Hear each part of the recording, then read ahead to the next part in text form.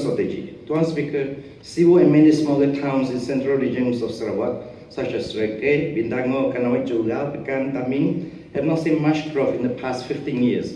People, especially the youth, are moving out because of the lack of opportunities. Sibu is strategic location in hardworking population, used to be the number 2 town in Sarawak, and the town that is home to the most numbers of banks, such as Hokwa Bank, Jogerian Finance, Komin Bank, Watap Banks. It used to be centers of timber industry in Sarawak and Malaysia, but now it is known to be a town following the footsteps of Sareke and Bingango, where youth move out and only the old stay put. Sawmills are closing down in Sibu, shopping complexes and shop lots are vacated, new shop houses are left vacant, Tailala college buildings have been reduced to 200 from the peak of 1,000, and youth are moving out once they left secondary school. But what have the government done to reverse the downtrend and help bring back growth for Sibu and its surrounding town? What are the plans put in place to bring jobs and business opportunity to the central regions of Sarawak? As far as I know, nil. One speaker, I'm now proposing something that can bring tens of billions of revenue without asking the government to pump in billions and without cutting down on natural forest. All the government needs to do is to open its ears and mind to the ideas and formulate policies in support of them. Our government policies should be people and business friendly so that the private sectors can play their parts to bring the businesses and economic developments to Sarawak and Sibu. So, Speaker, I'm talking about rubber wood and rubber-based industry.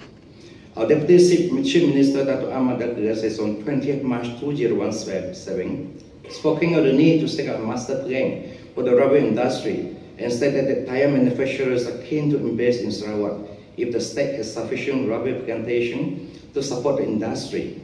He said he was informed of this by the Malaysian Rubber Board Director General during a meeting. Tuan Speaker, our previous Deputy Chief Minister, Datuk Patinggi, Alfred Jabu, has stated in 2013 that another 20,000 hectares of land has been opened up for rubber plantation in Sarawak. In addition to the existing 16,000 hectares of mature plantation and 8,250 hectares which has been cultivated in 2012.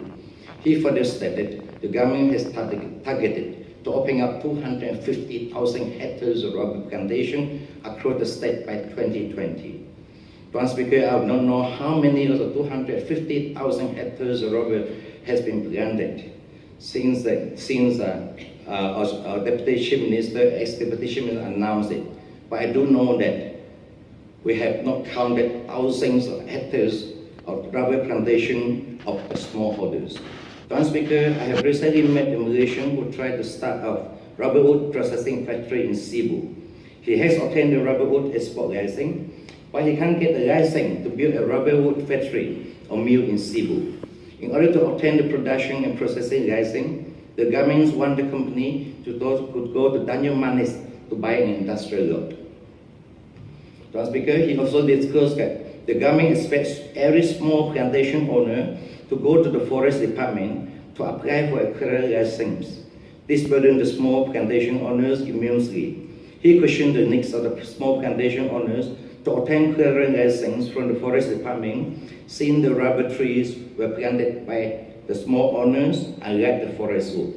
Sarawak has an abundant supply of rubber wood, which all of this while has been left to rot, simply because the state government does not have any idea how big is the industry run.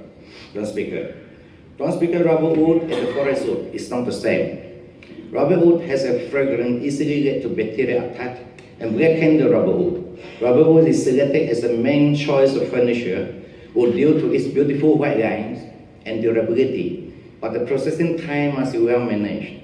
Time is the key issue, from logging to cutting. The injection of anti-corrosive chemicals and drying must be continued in one go within 48 hours.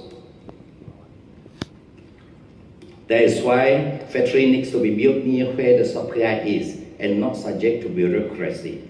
The main usage of rubber wood is the rubber wood furniture. When it comes to rubber wood furniture, the most famous is Muar in Johor. Muar is a furniture city. 80% For more of the country, Malaysia export of furniture is from Muar. The main furniture export is rubber wood.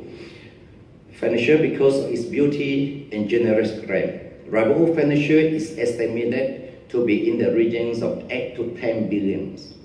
Why is Muar so successful? Tuan Speaker, there are several factors. The late former Industry Minister, Dr. Lim Kingit, has done much contribution in the rubber industry, such as the waiver a license for rubber wood cutting. The rubber plantation owner can plant their own tree and sell the rubber wood directly to the rubber wood processing factory without hindrance. Each year, the export and local demands for rubber wood is hundreds of thousands of cubic meters. Each cubic meters generate 120 ringgit to the government state coffer, bringing millions of tax revenue for the government. The export of rubber wood products also bring in billions in revenue. Hundreds of thousands of jobs opportunities were also created through the spin-off of the rubber wood industry. At one time, all the factories in West Malaysia can only be set up in industrial area, just as Sarawak, until the federal government revoked the above rules. Since then, all the rubber wood processing factory in Semenanjung were allowed to be set up near the rubber plantation instead of industrial zone. The government also did away with the need for license for small plantation owners to clear their rubber wood. Once these two issues have been resolved, there was no looking back, as West Malaysia rubber wood furniture bring in tens of billions for Malaysia. Rubber can also bring in tens of billions of downstream industrial development, rubber latex industry, rubber wood furniture city development, automatic harvesting rubber system, rubber glass industrial center development, and an export furniture exhibition hall in Sibu will be a quantum leap for the development of Sibu and the whole central regions of Sarawak. My proposal here is, if implemented, should bring in not only billions in furniture export, but as well as bringing in cash to the rubber smallholders, bringing business opportunity as well as creating jobs for our youth that Sibu has not been experiencing for decades. Tuan Speaker, number two, I have to submit a Sibu Dr. Lim proposals to our CM office during the time of a late CM, Tan Sri Adinam Satem. The proposal was submitted after careful studies of the congestion in Sibu as well as the lack of road connectivities for Sibu expansion. Within the proposal was upgrading of Jalan Ulu Sungai Merah, Jalan Ikan, parts of Jalan Oyak, as well as construction a new road from roundabout at Jalan Amang Wong King Ho to Jalan Tunku Atul Rahman near JBJ Sibu, and another new road linking Teku to Kumuyang area. Tuan Speaker, there wasn't any new road being built in the past 12 years, which speaks volume of the pace of development of Sibu or the lack thereof. Most of the Jalan Ulu Sungai Merah is actually in the state constituency of Nangka and not in Pegawang. And thousand units of houses have been built over the last 10 years, and yet there wasn't any upgrading of the road to a two-way carriageway, and you can imagine the traffic jam every day, especially during the early morning and evening. Jalan Igang, on the other hand, connect the industrial estate of Sungai Merah to Sungai Merah Township and other parts of Sibu. Each day, this road, which is still a small single carriageway, is jammed up because there are thousands of heavy equipment and heavy vehicles lying along that road because of industrial needs. The government has ignored the call for the upgrading of Jalan Igang into a dual carriageway for years. Why is it so difficult for the state government to grant 70 million for the 5-state constituency in Sibu? What I proposed wasn't for my constituency alone, but also include for the need of Bukit Asset and the 3 state seats held by BN, i.e. Dudong, Bawang Asang, and Nangka.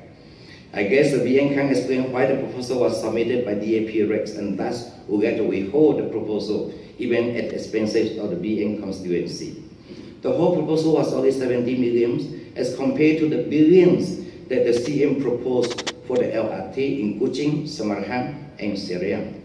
Tuan Speaker, if the government can implement the two-pronged strategy that I proposed, then civil development could just take off after such a long wait. Instead of knowing only to spend money, it is time for the government to be serious about propositions that bring in tax revenue, earn export income, as well as enriching the ordinary people, improving the livelihood, and creating business and job opportunity for our youth. I I urge the state government to take my proposition seriously if they are really for the riot.